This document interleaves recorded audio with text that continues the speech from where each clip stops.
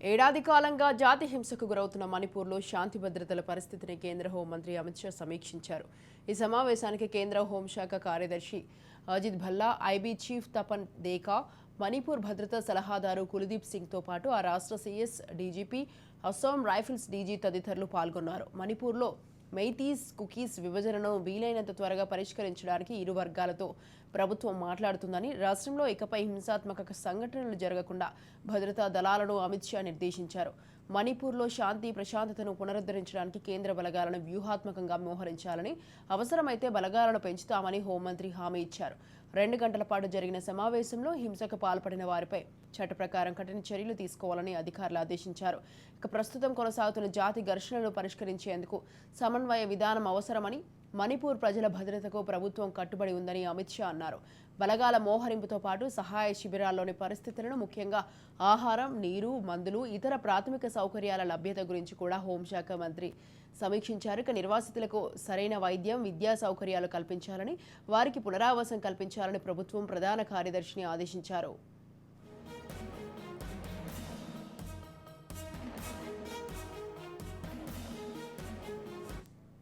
Right, ఈ విషయంపై పూర్తి సమాచారాన్ని అందించడానికి ప్రతినిధి స్వప్న ఫోన్ లైన్ అందిస్తారు. స్వప్న, చెప్పండి, ఏడాది కాలంగా జాతి హింసకు గురవుతున్న మణిపూర్లో అయితే శాంతి భద్రతల పరిస్థితిని కేంద్ర హోంమంత్రి అమిత్ షా సమీక్షించడం జరిగింది. దీనికి సంబంధించి మీ దగ్గర ఉన్న అప్డేట్స్ ఏంటి? మణిపూర్ అల్లర్ల విషయము అనేది ఖచ్చితంగా ఎంతో కాలంగా నడుస్తున్నటువంటి వ్యవహారమైన కొంత బీజేపీ ఈ విషయంలో చూసి చూడనట్టు వ్యవహరించింది, శాంతి భద్రతల విఘాతం కలుపుతున్నా కూడా పట్టించుకోలేదు అనేటువంటి మాటలు కూడా వినిపించాయి. ఈవెన్ మోహన్ భగవత్ కూడా మణిపూర్ లో జరిగినటువంటి ఏదైతే అవాంఛనీయ సంఘటనలు ఉన్నాయో వాటి గురించి మాట్లాడడం జరిగింది. సో దీనికి సంబంధించి ఇప్పుడు కేంద్ర హోంమంత్రి అమిత్ షా స్వయంగా రంగంలోకి దిగారు.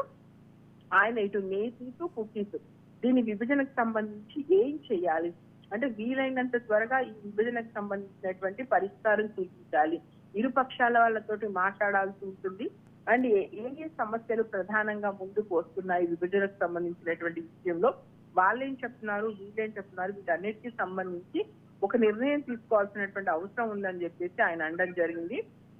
ఇంకొక విషయానికి వచ్చేసి హింసాత్మక సంఘటనలు జరగకుండా చూడాలని భద్రతా దళాలకి చాలా సీరియస్ గా చెప్పడం జరుగుతుంది. ఎందుకంటే భద్రతా దళాల మీద కూడా వాళ్ళు ప్రజలు రివర్స్ అయ్యి వాళ్ళ మీద దాడులు చేసిన సంఘటనలు ఉన్నాయి, మళ్ళీ వీళ్ళు ప్రతి దాడులు చేసిన సంఘటన. దీంతో చాలా రోజులుగా సమస్యాత్మకంగా మారింది మణిపూర్ ప్రాంతం అంతా కూడా.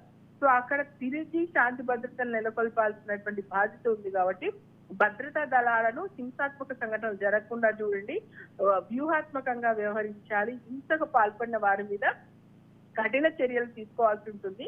ప్రస్తుతం కొనసాగుతున్నటువంటి ఈ జాతి ఘర్షణలు ఏవైతే ఉన్నాయో వీటి పరిష్కారానికి అందరూ కూడా సమన్యాయము జరగాలి, కాస్త సమన్వయంతో ఉండాల్సినటువంటి అవసరం ఉంది.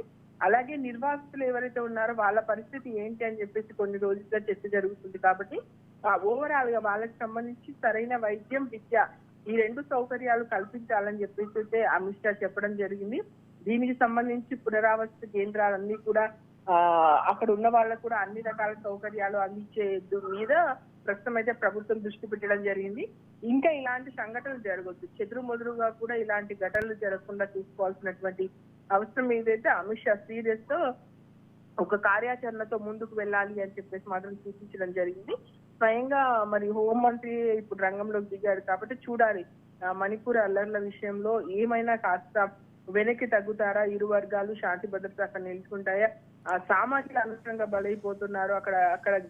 అక్కడ కేంద్ర బలగాలు కూడా చాలా ఇబ్బందులు ఎదుర్కొంటున్నాయి అండ్ కేంద్ర బలగాల వల్ల సామాన్యులు కూడా ఇబ్బందులు ఎదుర్కొంటున్నారని చెప్పేసి చెప్తున్నారు. కాబట్టి సో ఓవరాల్ గా వీటన్నిటికి సంబంధించి ఒక స్టెప్స్ పెట్టే విధంగా ప్రభుత్వము ఒక నిర్ణయం తీసుకోవాల్సినటువంటి అవసరం ఉంది అని చెప్పేసి ఆమె భావించింది. అందుకే అమిత్ షా రంగంలో దింపింది. చూడాలి ఈ విషయం ఎలా డీల్ చేస్తారు అమిత్ షా.